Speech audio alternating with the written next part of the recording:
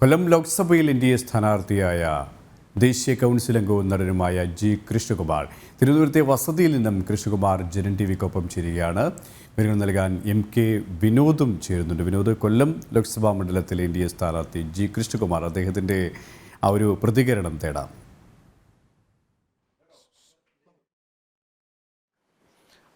തീർച്ചയായിട്ടും കൊല്ലത്തെ എൻ.ഡി.എ സ്ഥാനാർത്ഥിയായി ജി കൃഷ്ണകുമാറിനെ പ്രഖ്യാപിച്ചിരിക്കുന്നു. നമുക്കറിയാം, കൃഷ്ണകുമാറിനെ നമ്മുടെ സമ്മതിദായകർക്ക് നേരത്തെ പരിചയമാണ്. കാരണം അദ്ദേഹം താരമാണ്. അതിലുപരി അദ്ദേഹം തിരുവനന്തപുരത്ത് കഴിഞ്ഞ നിയമസഭാ തെരഞ്ഞെടുപ്പിൽ എല്ലാവരെയും ഞെട്ടിച്ച ഒരു സ്ഥാനാർത്ഥിയാണ്. കാരണം തിരുവനന്തപുരം ഈസ്റ്റിൽ അദ്ദേഹം നേടിയ വോട്ട് സർവേയിൽ പോലും പറഞ്ഞതാണ് BJP കേരളത്തിൽ വിജയിക്കാൻ പോകുന്ന മണ്ഡലം എന്നുവരെ രേഖപ്പെടുത്തിയ ആളാണ് കൃഷ്ണകുമാർ. എന്തായാലും അദ്ദേഹം തിരുവനന്തപുരം സ്വദേശിയാണ്. പക്ഷേ ഇപ്പോൾ കൊല്ലത്തെ സ്ഥാനാർത്ഥി പട്ടിക വരുമ്പോഴാണ് ജി കൃഷ്ണകുമാറാണ് കൊല്ലത്തെ സ്ഥാനാർത്ഥി എന്ന് ഇപ്പോൾ നമ്മൾ അറിയുന്നു. തിരുവനന്തപുരത്തെ വസതിയിൽ നമ്മൾ ഇപ്പോൾ എത്തിയിട്ടുണ്ട്. അദ്ദേഹം ജനൻ ടിവിക്ക് ഒപ്പം ചേരുകയാണ്. വളരെ വൈകി വന്ന ഒരു തീരുമാനം എന്ന് തോന്നുന്നുണ്ടോ?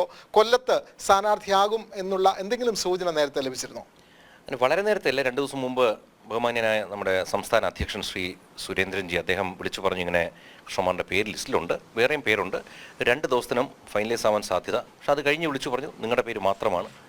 ഇന്നിപ്പോൾ രാവിലെ ഡൽഹിയിൽ നിന്ന് ജാവ്ദേക്കർജി വിളിച്ചിട്ട് പറഞ്ഞു, Krishnakumar your name is confirm, പക്ഷേ പ്രഖ്യാപനം കഴിഞ്ഞിട്ട് നമുക്ക് അറിയിക്കാം. കൊല്ലത്തെ ഇത്തവണത്തെ ഒരു പ്രത്യേകത എന്ന് പറയുന്നത് സമാന നിലയിൽ താരമായിട്ടുള്ള മുകേഷ്, അദ്ദേഹം അവിടെ MLA ആണ്, അദ്ദേഹമാണ് ഒരു സ്ഥാനാർത്ഥി. പിന്നെ പാർലമെൻറ്റിൽ തന്നെ ഒരു താര പോരാട്ടം എന്ന് പറയുന്ന തരത്തിൽ തന്നെ ഒരു MP എന്നുള്ള നിലയിൽ പാർലമെൻറ്റിൽ തന്നെ താരം എന്നൊക്കെ വിശേഷിപ്പിക്കുന്ന പ്രേമചന്ദ്രൻ, ഇവർ രണ്ടുമാണ് പ്രധാനപ്പെട്ട എതിരാളികൾ. എങ്ങനെ കാണുന്നു ഈ മത്സരത്തെ? അല്ല, നമ്മളെപ്പോഴും നമ്മളെ എന്തുകൊണ്ട് അങ്ങോട്ട് അയക്കുന്നു നമ്മൾ ഓർത്താൽ മതി. കാരണം വെച്ച് കഴിഞ്ഞാൽ ഇതൊരു വളരെ വലിയ ഉത്തരവാദിത്തം തന്നാണ് വിടുന്നത്.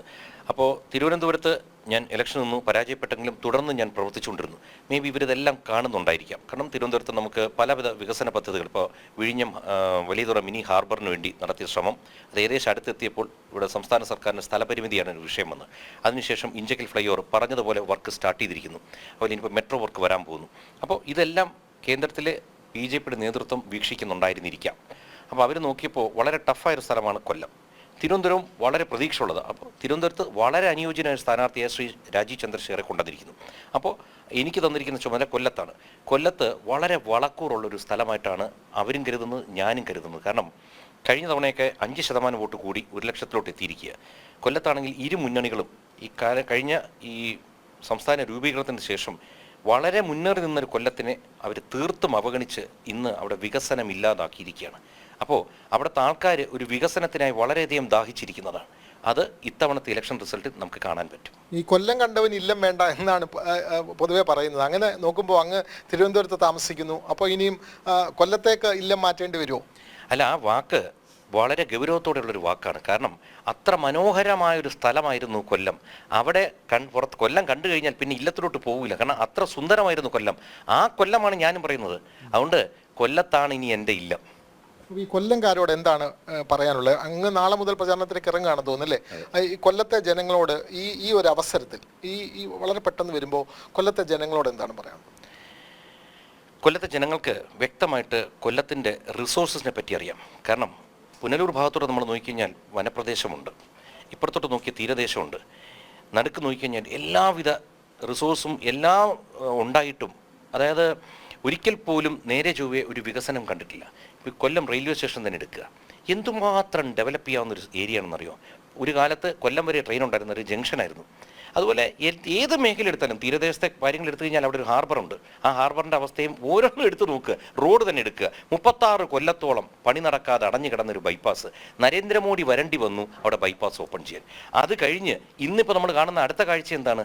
അതിൻ്റെ 4 വരിയുടെ പണി നടക്കുകയാണ്. അപ്പോൾ ഇവരെല്ലാം കാണിക്കുന്നതെന്ന് വെച്ച് കഴിഞ്ഞാൽ ഒരു ബൈപ്പാസ് വന്നാൽ അവിടുത്തെ MP കൊണ്ട് ഫ്ലെക്സ് വെക്കും, ഞാനാണ് കൊണ്ടുവന്നത്. അങ്ങനെ ഓരോ ജില്ലയിലും MP എന്ന് വെച്ചാൽ ഇത് സാഗർമാല പദ്ധതിയുടെ ഭാഗമായിട്ടാണ് നമുക്ക് കന്യാകുമാരി മുതൽ കാശ്മീർ വരെ റോഡ് വരുന്നത്. ഈ വികസനം മുഴുവൻ ശ്രീ നരേന്ദ്രമോദിയുടെ നേതൃത്വത്തിൽ കൊണ്ടുവരുന്നത്. അതുകൊണ്ട് ആ കൊല്ലത്ത് നരേന്ദ്രമോദി കൊണ്ടുവന്ന വികസനമല്ലാതെ അവിടുത്തെ MPക്ക് എന്തെങ്കിലും അവകാശപ്പെടാനുണ്ടോ? ഈ സുരേഷ് ഗോപി, നമ്മുടെ തൃശ്ശൂർ സ്ഥാനാർത്ഥി സുരേഷ് ഗോപിയുടെ ജന്മനാട് കൂടിയാണ്.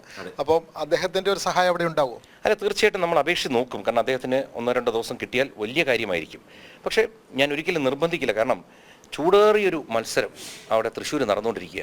അദ്ദേഹത്തിന് എല്ലാ വിജയ സാധ്യതകളും കാണുന്ന ഒരു അവസരമാണ്. അപ്പോൾ ആ വിജയം കെടുത്താൻ ഞാൻ ഒരിക്കലും ആഗ്രഹിക്കില്ല. പക്ഷേ എങ്കിലും വിനയപൂർവ്വം ഒന്ന് അപേക്ഷിച്ച് നോക്കും, ഒരു ദിവസമെങ്കിലും കിട്ടുക, അല്ലെങ്കിൽ സോഷ്യൽ മീഡിയയിലെങ്കിലും ഒരു തട്ടിത്തരാൻ പറയും. ഈ നടൻ കൂടിയാണ് എതിരാളി മുകേഷ്, പിണങ്ങേണ്ടി വരുമോ? അങ്ങനത്തെ ഒരു പ്രശ്നമില്ല. കാരണം ഇതെല്ലാം വളരെ പ്രൊഫഷണലായിട്ട് നമ്മൾ കാണുന്നത്. കാരണം അഭിനയിക്കുന്ന അങ്ങനെയാണെങ്കിൽ സിനിമയിൽ എത്ര ശത്രുക്കൾ അഭിനയിക്കേണ്ടി വരുന്നുണ്ടാവും, മനസ്സിലായില്ലേ? ആ ക്യാമറയുടെ മുമ്പിൽ വരുമ്പോൾ അഭിനയിക്കുന്നു, ആ സൗഹൃദം അവിടെ നിൽക്കും. പക്ഷെ ഇതിപ്പോൾ അങ്ങനെയല്ല.